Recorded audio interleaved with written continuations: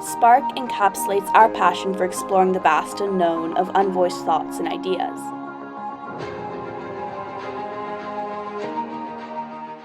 My eldest son is 14 years old and wants what I think most 8th grade boys want, namely independence and absolutely not to be prominently featured in his dad's TEDx talk.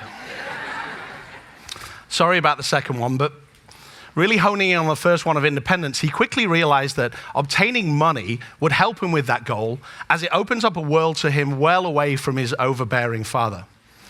In fact, his desire for money was so strong, he managed to rip himself away from video games for long enough to formulate a plan for a neighborhood dog walking business.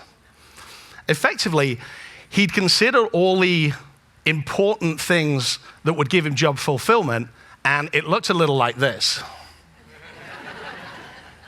Now, normally I would applaud this kind of initiative and drive that he was showing, but there was a giant hole in his plan. We have 2 dogs at home, shout out to Neville and Mavis, and he absolutely hates walking them. When I asked him, why have you chosen such an unpleasant task in order to try and earn some money, he didn't have a great answer. It was clear that he associated an unpleasant task with obtaining money. To cut to the chase, work sucks, but it pays the bills. And I was kind of fascinated by this. So fast forward to today, and he hasn't figured out a way to monetize his true passion of emotionally torturing his siblings. But he does have a little underground cookie baking business. He enjoys baking cookies, he gets to sell them at his school, makes a little pocket money on the side, a true win-win situation for him. So in one brief conversation, his recipe for job fulfillment had changed to this. Now, why am I telling you this story? Well, whilst having this conversation with him, it dawned on me that for the last 30 plus years, I've also been informally putting my recipe together for what makes a job truly fulfilling. And it's this that I want to share with you today to ensure you don't end up in your own dog walking hell. So what ingredients are essential for job fulfillment? Well, before we dive into that, why should we even care about this? Well, whilst looking through the Bureau of Labor Statistics press releases on what the average American does on an average weekday, as middle-aged, boring people tend to do, I noticed that the number one thing we enjoy to do is sleep. But the other thing that takes our time, the most amount of time in our 24-hour period, is work. We work for just over 8 hours on an average workday if you're an employed American. That's a significant amount of time. If you take away sleep, we're working for over half of the time we're awake in a 24-hour period. And don't you owe it to yourself to ensure that that period of time is something where you are fully fulfilled and satiated? Of course you do. Treat yourself. Now, in order to show you the evolution of my model, we're going to have to flash back 33 years. Because when I was a knucklehead 14-year-old, I too wanted money. I too wanted independence. Most of my friends had jobs that was usually a newspaper delivery round. That involved waking up before sunrise in the cold, wet streets of northern England in order to deliver newspapers at 5 pence a newspaper. To this day, I can't think of a less appealing task. It's clear that that job would have brought me money, but nothing else. So I pondered, what was one of my favorite things to do? Well, I enjoyed going to our local amusement park in northern England. So I took the job dressing up as a giant cartoon lasagna-loving cat to spend 8-hour shifts, having photographs taken with kids that were blissfully unaware that underneath that suit was a kid pretty much their age.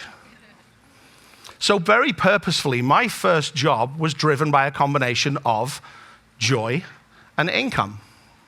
Now, it turns out that joy was really short-lived. Day 1, beautiful sunny day. Day 2, a rainy day, the likes of which England quite often sees. On morning 3, I went in to put the cat suit on and noticed that it was in exactly the same spot I'd left it the previous night. It had doubled in weight because it was still wet and ironically had a kind of musky, wet dog smell. And at that moment, it was clear that that job had peaked. There was no growth potential. There was no room for improvement. So that was the very first time that I looked at a job that didn't have fulfillment, and I quit. I decided to change. Keep an eye on that. That's a recurring theme.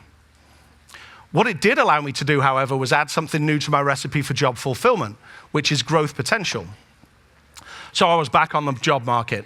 Waving at strangers is fun, but I needed a job that I had a deeper interest in. Food, admittedly mainly consuming it, has always been a passion. So I decided to hound my local fish and chip shop for a job, because I was really interested to see how they take raw ingredients and turn it into England's most iconic dish. Now, it turns out the restaurant industry isn't quite the glamorous gig my 14-year-old brain thought it might be. One of my first jobs was to peel the skins off of hundreds of pounds of potatoes in a windowless basement of the restaurant.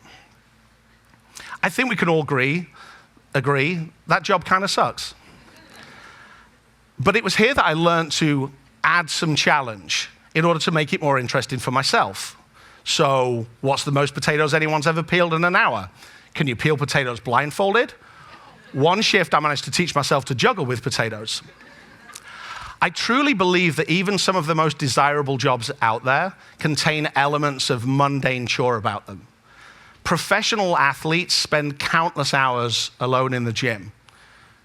Hollywood actors and actresses have to memorize hundreds of pages worth of lines. But injecting some kind of personal challenge into that chore is only going to increase your efficiency and enjoyment of that job.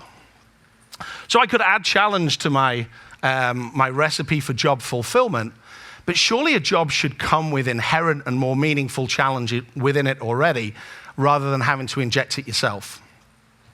Let's fast forward several years. School is done. It's now time to enter the full-time working world. I have my recipe with me, and I ponder to myself, what gives me joy? Well, math gives me joy, like a weird amount of joy. I wasn't really aware of any movies that glamorize the accounting world, but I think we've all seen movies with scenes of hectic trading floors with dealers trading millions of dollars with some secret hand signals. And I wanted to be a part of that world. There was limitless growth potential, a huge challenge in learning that industry, and yeah, the pay was pretty good.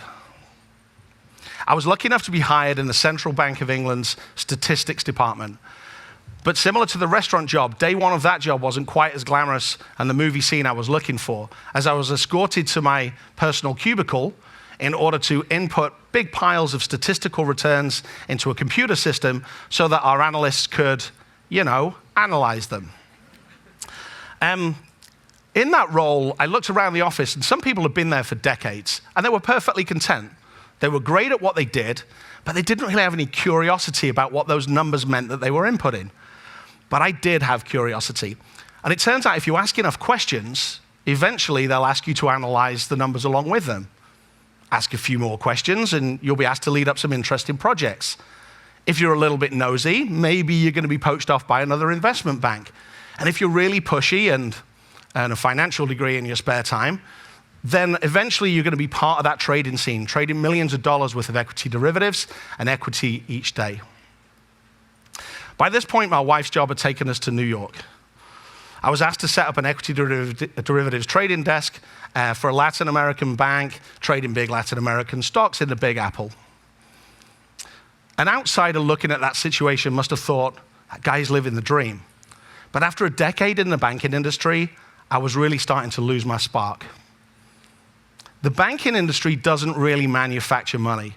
It's a big zero-sum game. If my trading desk was making money, it's because someone else was losing money, and vice versa. The only people I was really making money for were the shareholders of the bank that I worked for and myself via bonuses. I worked with some really rich people, but not many of them seemed truly happy. It was this revelation that allowed me to add the fifth, and I still believe the most important ingredient to my recipe for job fulfillment, to be adding some true value. Luckily, another passion was simmering in the background. Across the boroughs of New York, I'd meet with friends once a week, and what started off as a let's cook chili and play some cards quickly turned into a game of one-upmanship, with the meals getting more and more elaborate. When it was my turn to host, it would take a week of menu planning, sourcing ingredients, and prepping. And I noticed that despite not being very good at any of those aspects, I loved it. Something about feeding people was nourishing my soul at that point. So much to the dismay of my family, I quit my investment banking job in order to enroll in culinary school. After graduating, my wife, who was also in investment banking, was starting to lose the spark for her job, and she was looking for a change, so she quit her job. We drove around America for 7 months and landed here on the beautiful west coast of America. My first job here was in a French bistro. Now, if you think starting at the bottom of an industry is tough, starting at the bottom of the kitchen hierarchy is truly humbling. It's hard, it's hot, and I was earning minimum wage. At the end of an average shift, my chef jacket was completely soaked through with sweat, and the intense heat of the burners would melt my contact lenses onto my eyes. But I loved it. It was checking every element of the job fulfillment recipe, except maybe for the money side. So my wife and I took a huge gamble. We opened our own restaurant, and it was exhilarating. We were lucky enough to be featured on a national cooking show, and business was fantastic. But it was the feeling of feeding people, of employing and paying fellow humans, and of being a positive addition to the local community that really made us feel like we were adding value for the first time in our careers. By this point, our life situation had changed. We had 3 young kids, and the restaurant industry and hospitality hours not really conducive to family life. So again, it was time for a change. I was in my early 40s, and I was looking for a role that could check all of these boxes. My name is Grant McNaughton, and I'm a very proud teacher here at Laguna Blanca School.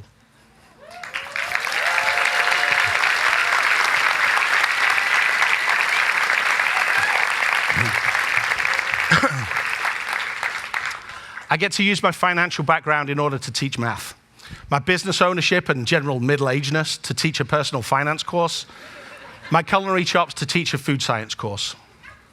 In addition to a regular paycheck, I get the challenge of making learning engaging for my students. I get the growth potential to keep on trying to improve as a teacher. I get the joy of being surrounded by fun kids and colleagues all day long, all hopefully whilst adding the value and making a difference in the lives of my students. Based on 30 years of experience, the recipe you see on the screen is my best current thinking at what makes a job truly fulfilling. But yours might not look like this. Heck, mine might not look like this going forward, as it's clearly a situation that keeps evolving. But if you're lucky enough to have the privilege of choice, I encourage you to think about what recipe of ingredients will give you a job that will be truly fulfilling. Equally as importantly, ensure that you build in the flexibility to change if you feel yourself being anything other than fully satisfied. Garfield once said, "If we were all meant to pop out of bed, we'd all sleep in toasters." But you owe it to yourself and your community to ensure the thing that you spend 1/3 of your working weekdays doing gives you the spark to leap out of bed. So go do what you love and love what you do. Thanks for listening.